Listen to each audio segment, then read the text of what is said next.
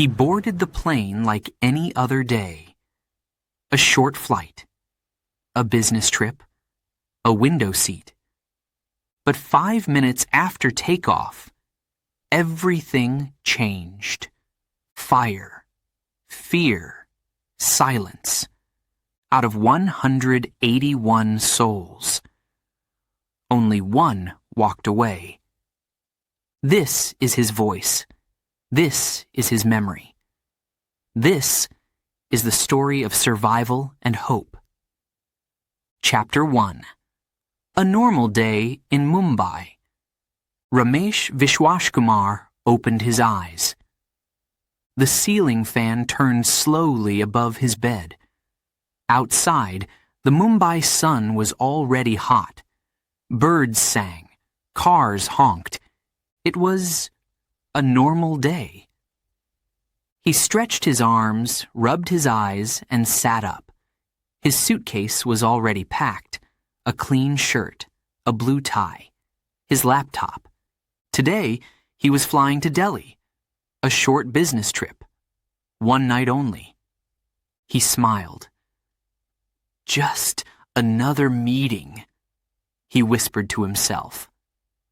Downstairs, his mother made chai. The smell of ginger and cardamom filled the house. She handed him the cup. Travel safe, beta, she said softly. Ramesh nodded. He didn't say much. He never knew how to say goodbye. At the airport, everything was normal. People moved quickly. Bags rolled across the floor. Children cried. Announcements echoed. Flight A, I-211 was on time. Gate 17. Ramesh checked in. Seat 11A, window seat. He liked to look outside. Clouds made him feel small and peaceful. He walked through security, scanned his boarding pass, sat at the gate. Then he waited. The loudspeaker came to life.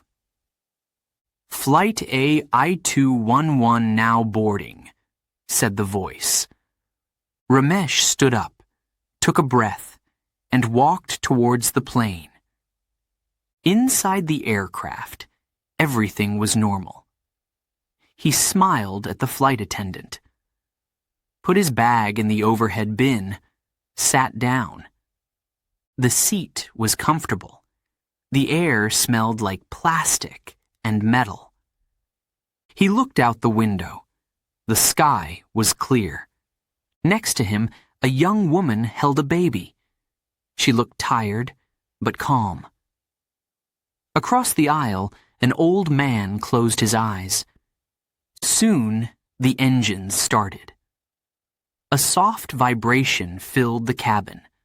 The plane moved. Ramesh closed his eyes. He thought about the meeting, the presentation. He thought about going home the next day. Everything felt normal. Until it didn't. 10 minutes after takeoff. The plane shook. Not a small shake, a big one. People opened their eyes. Then it shook again, harder. A loud noise came from under the floor. A strange smell filled the cabin. Burning plastic. The lights flickered. A child screamed. Then, the left side of the plane dropped. Suddenly. Ramesh grabbed the armrest. His heart pounded. People shouted. Is this real? He thought. The baby next to him cried. The mother held it tight. The old man across the aisle started praying. The plane was going down. Ramesh looked out the window. The city was below them. Buildings, roads, cars. Too close, too fast. He couldn't speak. He couldn't breathe. In that moment, Ramesh didn't think about work, or emails, or his boss. He thought about his mother, her warm chai, her soft voice. He thought about his childhood, playing cricket in the street, laughing with friends. And then, everything went dark. Ramesh woke up. There was smoke in the air, dust in his mouth, heat on his skin. He couldn't hear anything. His ears rang. Slowly, he sat up. Pieces of the plane were all around. Seats, bags, a baby's toy, a broken shoe, flames. But somehow, he was alive. He looked around. No one moved. No one answered. "Hello," he said. His voice shook. No reply. Ramesh stood up. Pain shot through his leg, but he walked, stumbled. He was the only one. Alive. Later, people would say it was a miracle. Reporters would come, questions, cameras. But in that moment, Ramesh didn't feel lucky. He felt empty. He sat on the ground, put his head in his hands, and cried. Chapter 2. Seat 11. A. Seat 11A, by the window. Ramesh sat down. He smiled. He liked this seat. He always asked for it. The sun was bright outside. He looked at the wing. Strong, shiny. Everything looked safe. The flight attendant walked by. She wore a blue uniform. Hair tied tight. A soft smile. "Welcome, sir," she said. Ramesh nodded. He buckled his seatbelt. The plane began to move. Slowly. It rolled to the runway. He looked around. Businessmen checked phones. Families held hands. A boy looked out the window, just like him. The engines roared. The plane sped up, then lift. They were in the air. Mumbai became small. Clouds moved past the window, white, gentle, beautiful. Ramesh leaned back. He felt calm. He felt lucky. Soon I'll be in Delhi, he thought. I'll finish the meeting, eat something nice, then go home tomorrow. A soft ding. The seatbelt sign turned off. A voice came through the speaker. "Ladies and gentlemen, we have reached cruising altitude." Ramesh relaxed. He took out his phone, opened a photo, his mother, smiling in the kitchen, holding a cup of chai. His heart warmed. He missed her already. He closed his eyes. The engine hummed like a song.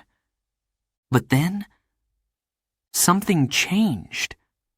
A jolt. The plane shook, just for a second. He opened his eyes. Another jolt. Stronger. People looked up. The lights flickered. A sound, deep, terrible, came from below, like metal breaking. Then, silence. No engine, no humming, just wind. Ramesh looked out the window. The wing was on fire. His breath stopped. The plane dropped. Fast. Screams filled the cabin. Bags fell. A coffee cup hit the floor. A woman shouted, "My child! My child!" Ramesh tried to speak, but no words came. His heart was too loud. He grabbed the seat in front of him. "Please," he thought, "not like this. Please." He turned to the woman beside him. She held her baby close. Tears ran down her face. Across the aisle, a man prayed. Eyes closed, hands shaking. The flight attendant crawled down the aisle. Her voice was shaking. "Brace position, head down." Ramesh moved, head down, hands on his head. His body trembled. His mind went far. He saw his mother's face again. He smelled chai. He heard his name. Ramesh! Then, a crash, like the world breaking in two. Everything flew. Light, sound, pain, darkness, silence. Then, a soft breath, his breath. He was alive. He opened his eyes. Smoke, fire, metal, everywhere. He was still in seat 11A, but the rest of the plane was gone. Only pieces, only fire, only silence. He unbuckled. Slowly. He stood. His leg hurt. His arm was bleeding. But he stood. He looked around. No voices, no movement, just the wind. Ramesh took a step, then another. He called out, "Hello? Anyone?" No answer. He walked through broken seats, through smoke, through memories, a shoe, a child's toy, a phone, still playing music. He stopped. He fell to his knees. Tears fell. He was alive, but alone. Seat 11. A. It saved him. Or maybe it was fate. No one knows why he lived. But he did. And now, he must carry every voice that never got to speak again. What would you do if the world ended and you were the only one left to tell the story? Chapter 3. 5 minutes of air. The plane lifted into the sky, softly, smoothly. It was a Boeing 787, big, strong, a flying giant. Ramesh sat in seat 11A next to the window. He looked down at Mumbai. The city became small, like a toy world. Tiny cars, tiny people, tiny buildings. He smiled. Another safe flight, he thought. The clouds were white and soft. The sky, blue and endless. Everything felt normal. The first minute was calm. Ramesh closed his eyes. He listened to the soft hum of the engine. A baby cried behind him. A man coughed in the row ahead. He opened his eyes, looked at the seatbelt sign, still on. He waited. The second minute came. The plane climbed higher. Clouds floated below them. Ramesh took a deep breath. He felt peace. He thought about his mother. He thought about the future. He felt safe. Minute 3. A sound. Strange. Like a knock, deep inside the plane. Ramesh looked around. No one else moved. He waited. Maybe it was nothing. But then, the knock came again, louder. A vibration moved under his feet. He sat up straight. Something wasn't right. Minute 4. The lights above flickered. Once. Then again. A woman looked up. A baby stopped crying. Silence. Then, a loud bang. The plane jumped, like it hit something. Passengers gasped. The air changed, dry, hot, heavy. The lights flickered again. The vibration grew. People looked at each other, eyes wide. "What's happening?" someone whispered. Minute 5. Everything broke loose. The left side of the plane dropped, fast, sharp. People screamed. Trays flew into the air. A drink spilled on Ramesh's shirt. Bags fell. The baby screamed again, louder than ever. "Brace! Brace!" a flight attendant shouted. Her face was pale. Ramesh held the seat in front of him. His hands shook. His mouth was dry. The plane kept shaking, like the sky was angry. He looked out the window. Smoke. Coming from the engine. Black. Thick. Fast.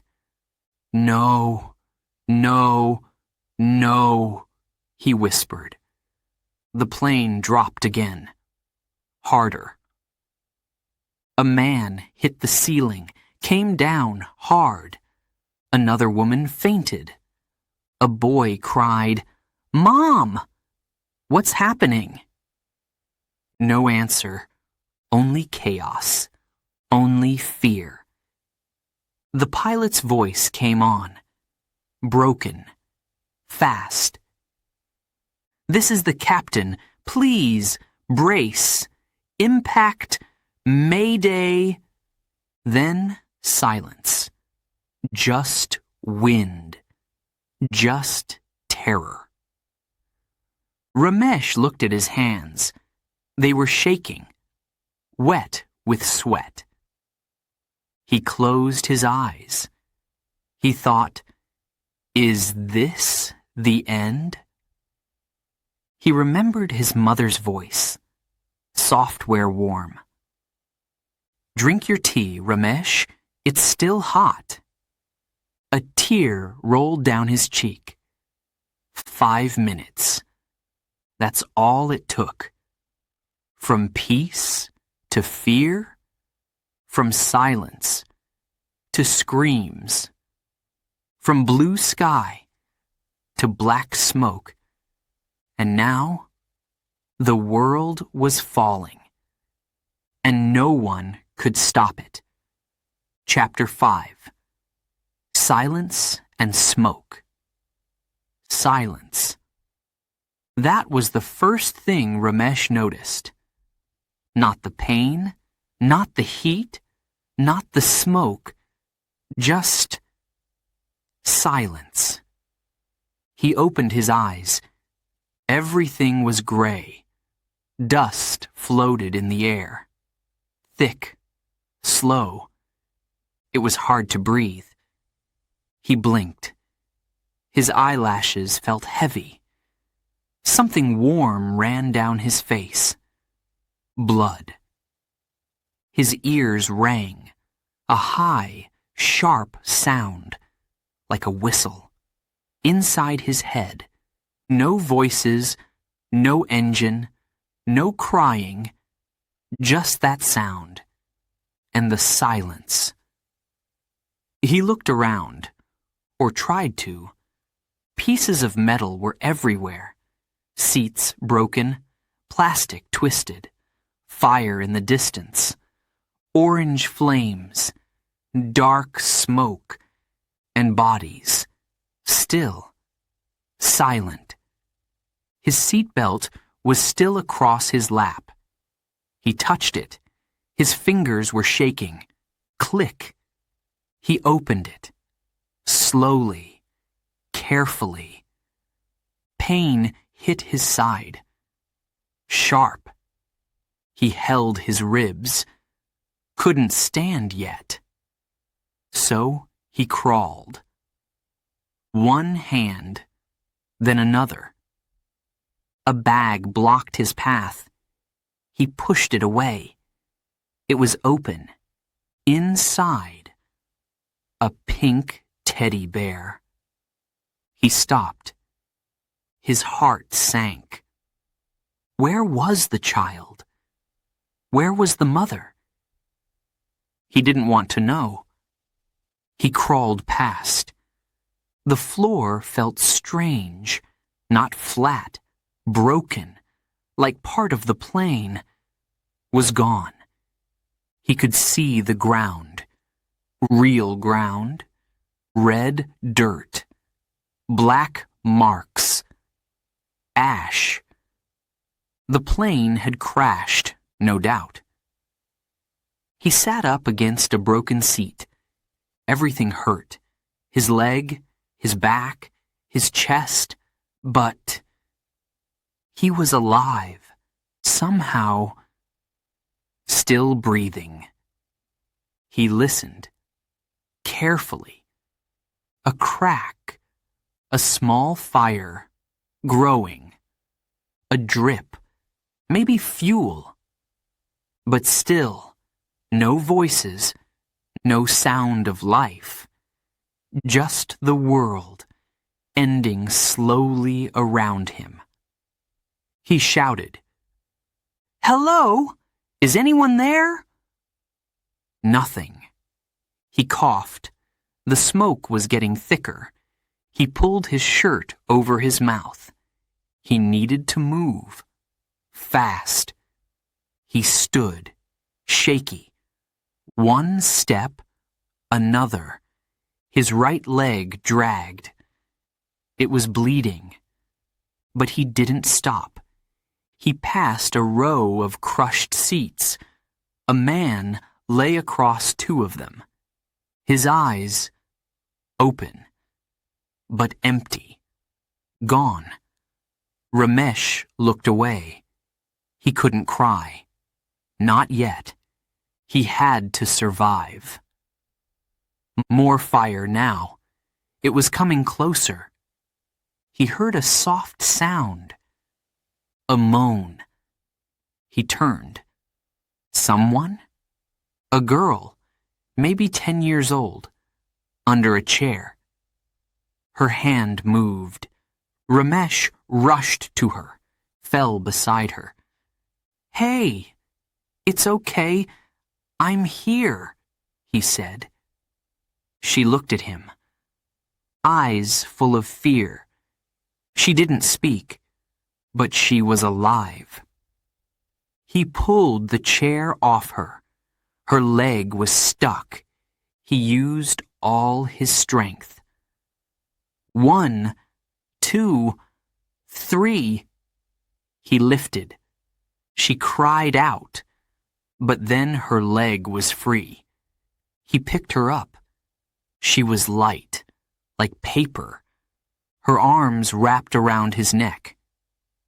She shook, but didn't speak. He walked out, through the smoke, through the fire, through the wreckage. Each step hurt. But he kept going. For her. For himself. They reached open land, red dirt, quiet sky. He put her down gently. She looked at him, tears in her eyes. He touched her hand, softly. "You're safe now," he said. "I've got you." They sat together. Behind them, the plane burned. Ahead, silence. But inside Ramesh, a new sound began. Hope. When the world breaks, can you still carry someone else and your own pain at the same time? Chapter 6. The Only Survivor. The sound came slowly. First, just wind, then sirens, far away, then closer. Ramesh opened his eyes. His body was heavy, his breath weak. The little girl was asleep beside him, safe. His hands shook. His lips were dry, but he was still alive. Voices, he heard them, shouting, running. Men in yellow jackets, bright helmets, rescuers. They were here. He stood up slowly, raised his arm. "Here," he whispered. Then louder, "Over here." A man saw him. "Sir, stay there!" he shouted. Two more ran to him. They held his arms, gently. "Are you hurt?" one asked. Ramesh nodded. "I'm okay," he said. "But the girl, she's hurt." They lifted her carefully. She didn't wake up, but she was breathing. The men guided him away from the smoke. Each step felt like a dream. He turned back. The plane was gone, burnt, silent. Black smoke still danced in the air. A doctor ran to him. She checked his eyes, his hands, his chest. "What's your name?" she asked. "Ramesh." "Vishwash Kumar?" he said softly. "Do you remember what happened?" He nodded slowly. A crash. She looked into his eyes, kind eyes, but serious. Then, he asked. The question. The one he didn't want to ask. "Where is everyone else?" She didn't answer. Not right away. Her hand touched his shoulder. Her voice was low, heavy. "You're the only one." Time stopped. He stared at her. "What?" he whispered. She said it again, softer. "You're the only one we found alive." His mouth stayed open. But no words came. His heart dropped. "No, that can't be," he said. "There was a woman with a baby, an old man, a boy." She shook her head. "I'm sorry." Tears came. Fast. Hot. He didn't care who watched. He cried for the woman, the child, the man across the aisle. He cried for all of them. They placed a blanket over his shoulders, gave him water. He didn't drink. He just stared. A journalist came with a camera. "Sir, what's your name? How did you survive?" The doctor stopped him. "Give him time," she said. "He just lost everything." A rescue helicopter landed. Loud, powerful. But inside Ramesh, there was only silence. His hands were dirty, his clothes burned. But his heart, that was the part truly broken. They helped him into the helicopter. He looked down. The ground grew smaller. The smoke faded, but the memories didn't. He closed his eyes. He saw Seat 11A. The flight attendant's smile. The child's teddy bear. The panic. The silence. The girl's hand in his. He opened his eyes again. Tears still there. But something new, too. A question. A weight. Why him? Why was he the only one to survive? If life gives you a second chance, what will you do with it? Chapter 7. The Nation Weeps. It started with a message. One phone buzzed, then another, and another. A text, a headline, a breaking news alert. Flight AI-211 has crashed outside Mumbai. In homes across India, silence. Then shock. Then tears. In a small house in Gujarat, a woman dropped her tea. The glass hit the floor, shattered. She turned to the TV. Her son was on that flight. Her hands shook. She couldn't speak. Her husband called the airline. No answer. Just music. He tried again. And again. Nothing. At Delhi airport, families waited. Some stood quietly. Some prayed. Some cried. One man shouted, "Where is my wife? She was on that plane." A mother held her daughter's picture.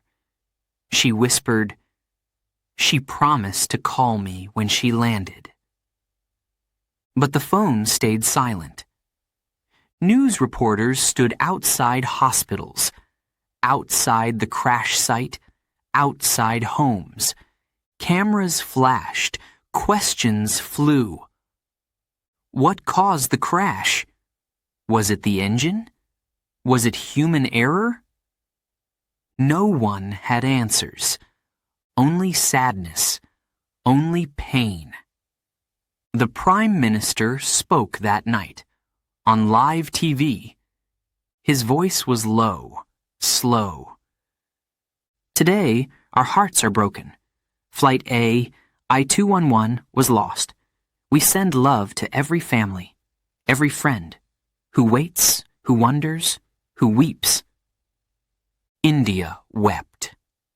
Not just the families, the whole country.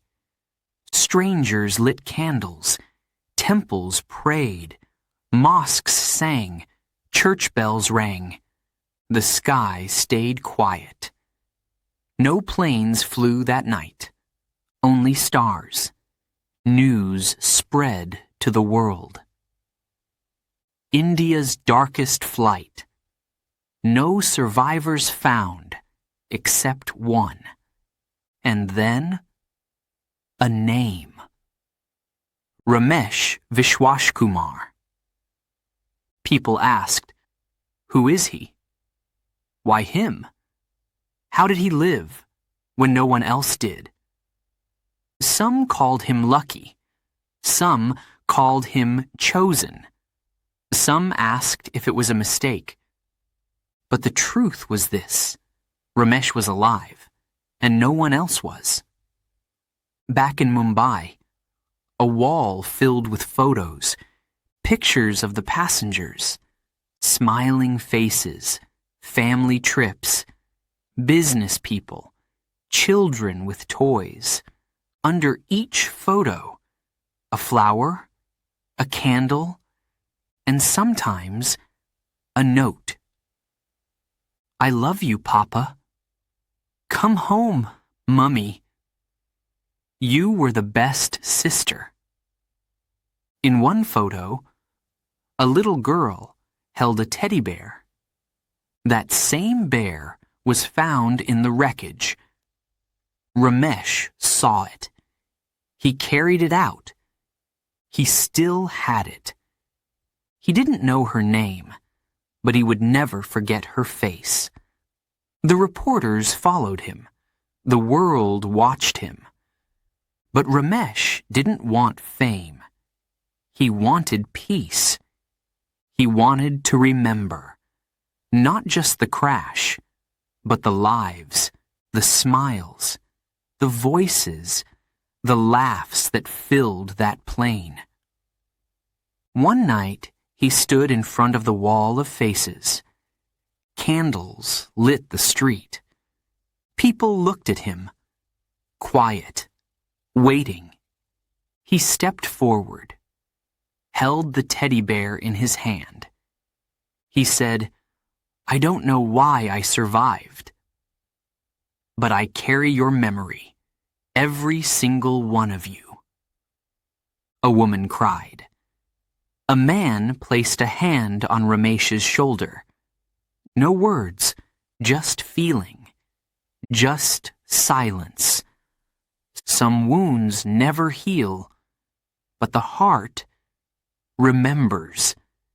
And when a nation cries together, it also begins to heal. Together. When the world loses many, can the story of one help carry their light? Chapter 8. Ramesh speaks. The room was quiet. Too quiet. White walls, white bed, beeping machines. Ramesh lay still. His body hurt everywhere.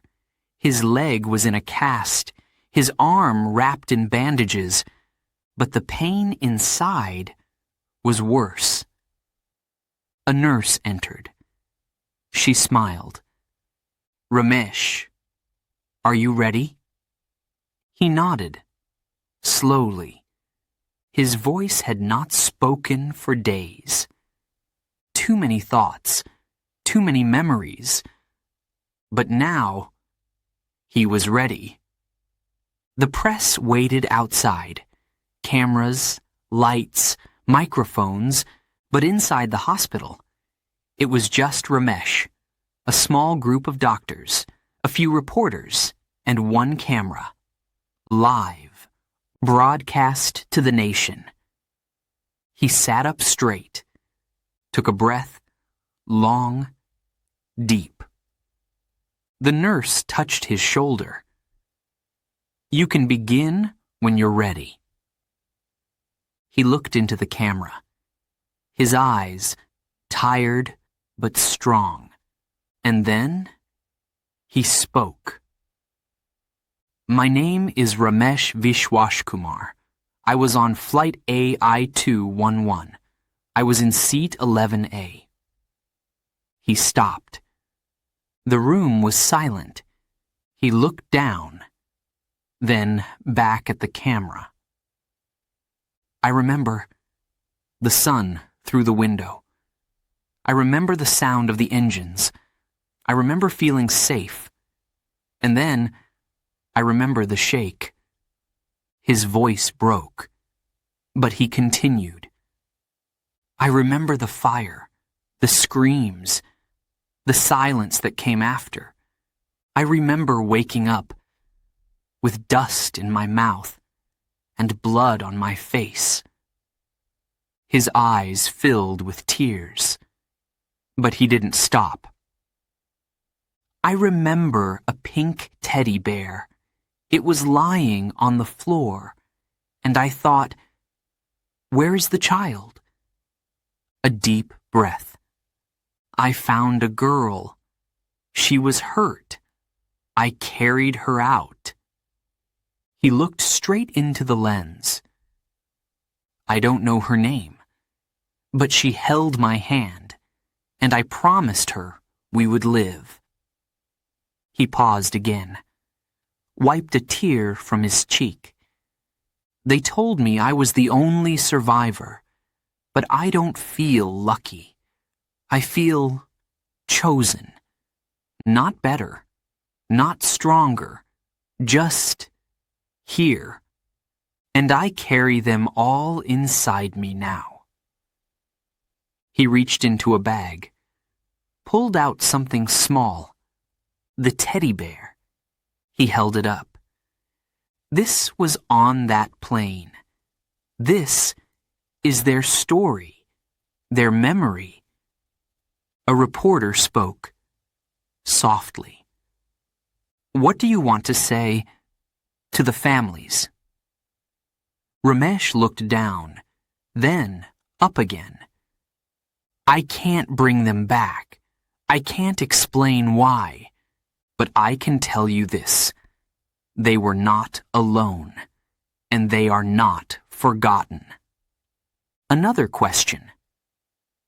How did you survive? Ramesh shook his head. I don't know. Maybe a seatbelt. Maybe a miracle. Maybe it's so I could speak when others can't. He looked at the nurse, then at the camera again. I speak for them, for the mother with the baby, for the old man praying, for the little boy looking out the window. I remember them, and I will never forget. A deep silence filled the room. Then, gentle applause. Not loud, not forced, just real, human, software. The nurse walked to him. She wiped his forehead. You were brave today, she said. Ramesh looked at her. His voice was quiet now. I wasn't brave. They were. He closed his eyes, took a breath, and for the first time in days, he felt light. He had spoken. When pain becomes too heavy to carry, maybe sharing it is the first step to healing. Chapter 9. A life changed forever.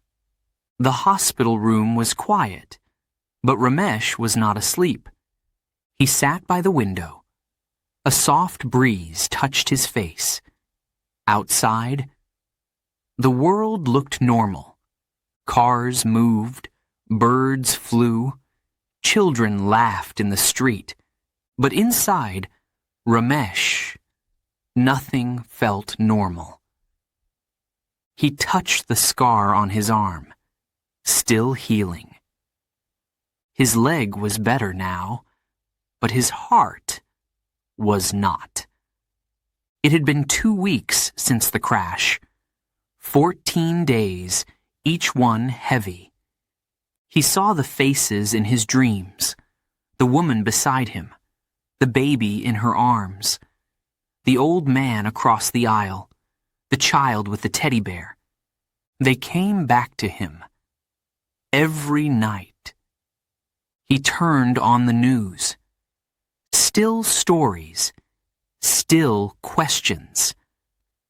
Who is Ramesh Vishwashkumar? The only survivor. The man who walked out alone. He hated that name. The only one.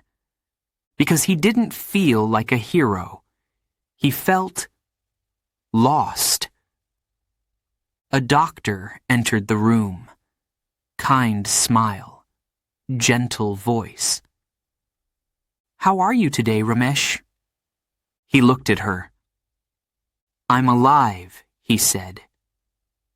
Is that the right answer? She didn't reply. She just sat beside him, waited. And then he spoke. I was just going to a meeting. I packed my bag, drank my tea, kissed my mother goodbye. He paused. I didn't know it would be the last time. The doctor nodded. She listened. I keep asking, he said. Why me? Why did I survive when 180 others didn't? His voice broke. Was it luck or a curse? She reached out, took his hand. There is no answer, she whispered. But maybe you were meant to remember. Ramesh looked down. Remember? He said. I do. Every minute, every scream, every silence. Later that day, he stood in front of a mirror. His hair was thinner now, his eyes tired. He didn't look like the same man, because he wasn't. He walked slowly to the hospital garden. People stared. Some waved. Some took photos. But he didn't smile. He sat on a bench, watched the sky. It was blue, clear, just like the day of the flight. He remembered the moment the plane took off, the sound, the speed, the joy of flying. Then, the moment it changed, the fear, the fall, the fire, and then silence. Now, the world was full of sound again, but inside Ramesh, there was always a quiet space, a space where voices once lived. He closed his eyes. He whispered their names, the ones he remembered, and the ones he never knew. I carry you, he said softly. I carry you all. He looked at the sky, then down at his hands. He was still here, still breathing, still walking, but not the same, never the same. People called him brave, a miracle, a hero. But Ramesh only felt one thing: responsibility, to live with purpose, to speak with truth, to honor the 180 who could not. Sometimes he still asked, why me? But now, he asked another question too. What can I do with the life I still have? Because when everything changes in one moment, you must decide what you'll do with every moment that follows.